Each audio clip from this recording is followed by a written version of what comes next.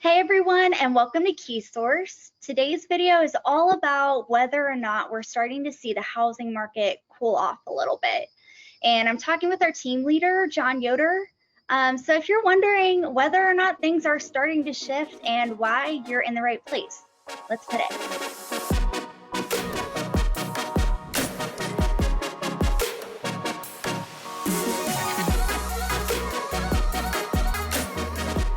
Hey John, how are you today? Hey Kathy, how are you? I'm doing well, thank you for asking. All right, let's just go ahead and dive in with this first question. Are you experiencing, or your clients experiencing, or even does the data have to say about whether or not we're starting to experience a cooling off of the market?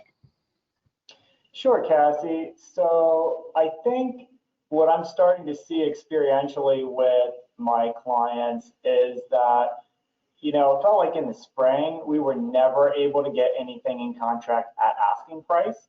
And I've had a couple of deals recently where we used escalation clauses in case there were competing offers that would push things over asking price, but we were able to get those contracts at asking price. So that was a welcome shift for my buyer clients. We also have noticed with the data from Knox MLS as well as Central Ohio MLS that the second quarter numbers, for example, Knox MLS second quarter on average homes sold 2% over asking price versus third quarter so far we've seen 0.6% over asking price. So there's been a little pullback there, and we're noticing similar trends in Central Ohio as a whole. So I would say maybe a little bit of the froth is coming out of the market. Cool. Well, and of course, that data for quarter three, it's not complete, but that's what we're seeing so far. John, what do you think is contributing to that decline that we're seeing? So there's some different factors that are going on, and I think one thing would be your traditional time of year factors, like people going on summer vacation, people focused on back to school, back to college. So you have some of that. You have some buyers that are just, they're experiencing buyer fatigue, just tired of fighting for in multiple offer situations every time and just taking a little breather. I think you're seeing a little bit of the aggressive appreciation that we've seen over the past 12 months, finally starting to catch up with the market and people just getting priced out. So there's a variety of things going on, but I think those are some of the big ones. Okay, that makes a lot of sense. So I want to go back to the data that you were just talking about. So you said that in quarter two, we saw 2% on average, and so far in the third quarter, we're seeing 0.6%. But I want to clarify something. Does that mean that home values are declining or depreciating?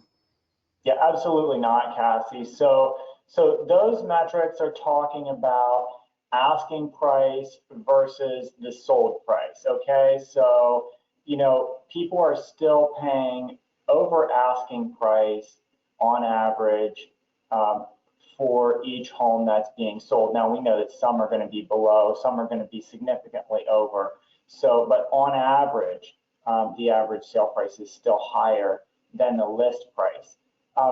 The appreciation trends for this year have been really, really strong. Now we don't have good local numbers on that, but I would say that Knox County seems to be trending very close to the national average. The national average numbers that we have coming back from CoreLogic and Case-Shiller are in the range of 14.8% year-over-year appreciation for April, then 16.8% year-over-year for May, and then 17.3% year-over-year for June. Those are the most recent numbers that we're seeing coming out of Case-Shiller and CoreLogic. Those are national numbers. So, and I would say that Knox County is probably trending pretty close to that. Those are really aggressive appreciation rates. So we haven't seen any cooling in the appreciation yet, although I would expect to see some cooling of that as we move towards the fall and winter months. But home values are still increasing very rapidly. Okay, that is extremely valuable information. So in other words, we're kind of maybe forecasting that homes will continue to appreciate, but at a slower rate. Okay, cool. Correct. Awesome. Last question for you. Bottom line, how would you advise buyers and sellers in the current market conditions? Sure. So for buyers, I would say, you still have to be ready to compete out there. But at the same time, I think there could be some great opportunities here, especially going into fall and winter. Look for those listings that may have been on the market for a couple of weeks. In this market, that's a long time. So they may start to be willing to negotiate. Can't hurt to ask questions, and maybe you can find some deals out there. For sellers, I would say presentation is key. So you're going to want to really be careful and get good professional advice on how to prep that property, how to stage it, how to really make it look its best, because we're kind of in that in-between phase where if you really do a great job, you may be able to generate multiple offers, and those offers well over asking price.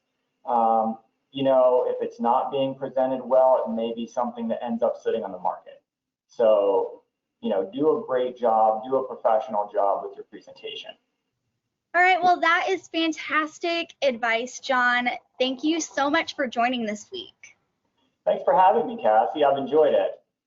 Great. All right, guys. Well, for more relevant real estate content in the future, make sure you subscribe to our YouTube channel, and we will see you next time.